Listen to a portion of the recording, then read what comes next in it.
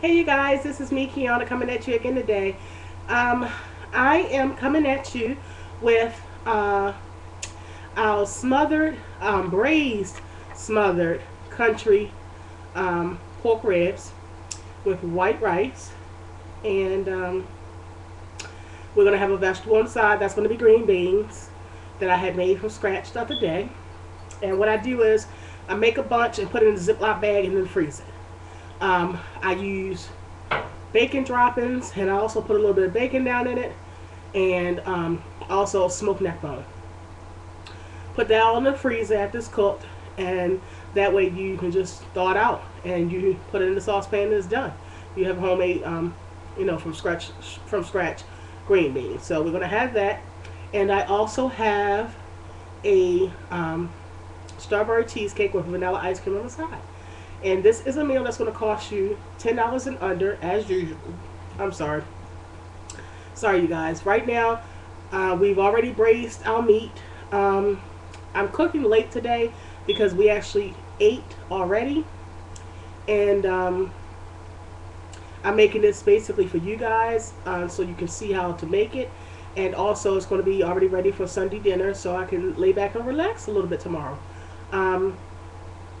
That is until we run the 15 kids around that my husband volunteered to take trick-or-treating. And their families will be taking them and their families because they live in areas where they can't go trick-or-treating, or B, the parents may didn't want to take them. So we're going to take all the parents and the kids and everything. So I'm going to try to videotape that with everybody's permission, of course, and that way you guys can not only see all the kids having fun, but you'll be able to also see Pootie on his first trick-or-treat. So I thought that'd be fun.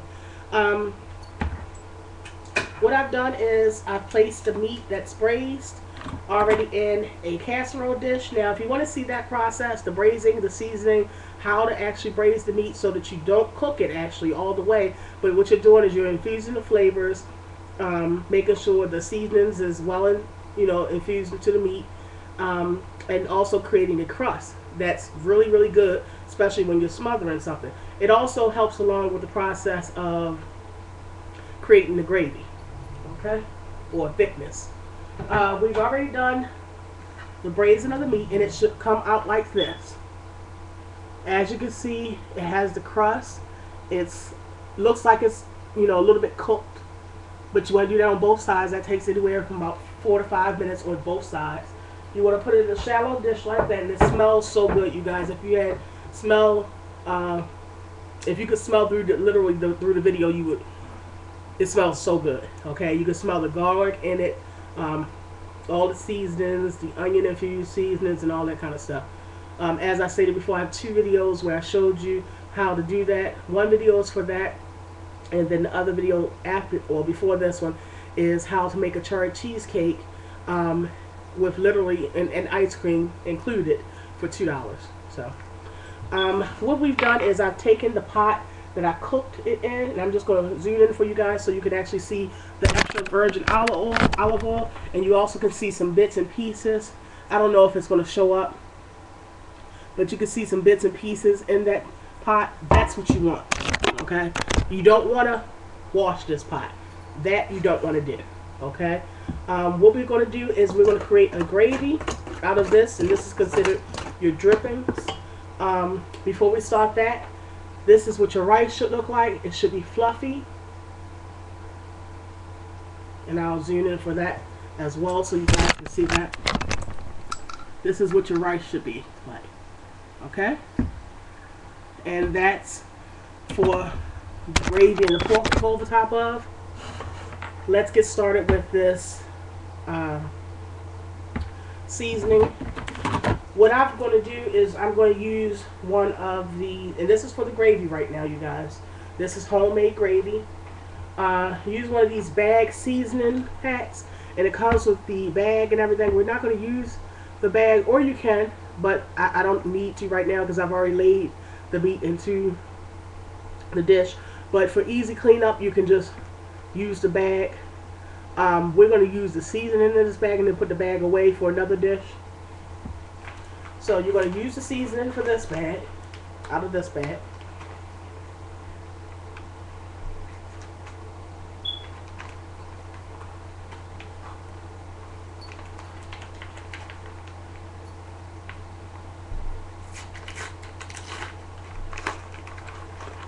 Okay. Use the seasoning. We're going to add a little bit of stock to it.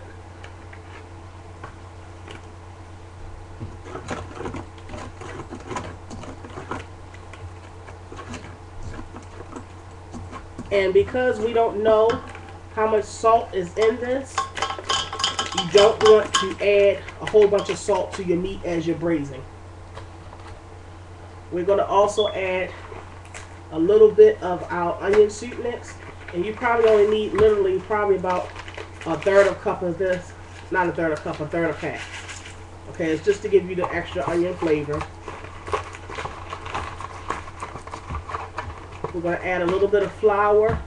And you're going to use cold water. Whenever you're mixing anything like this,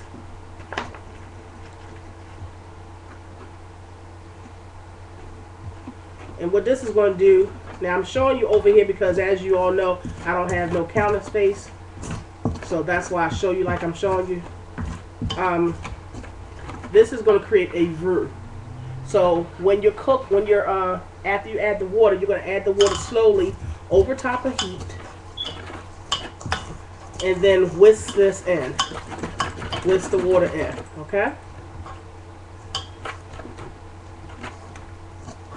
And I'm just going to do some of it right now before I put it on the heat so you guys can get an idea. You can use water or stock, but just for extra flavor without adding extra salt, I like to use the stock.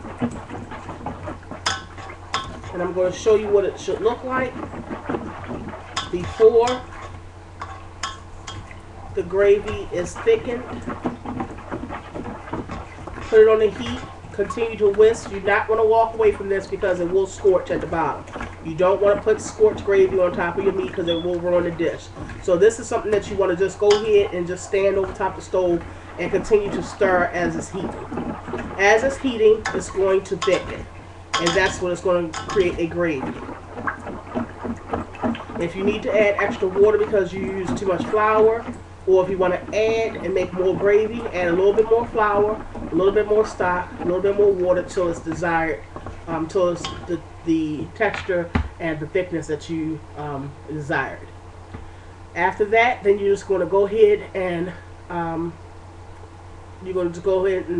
pour that over top of your meat. Place that in the oven on 375. What you want to do is make sure it's totally saturated. So of course you're going to add plenty of this gravy, okay?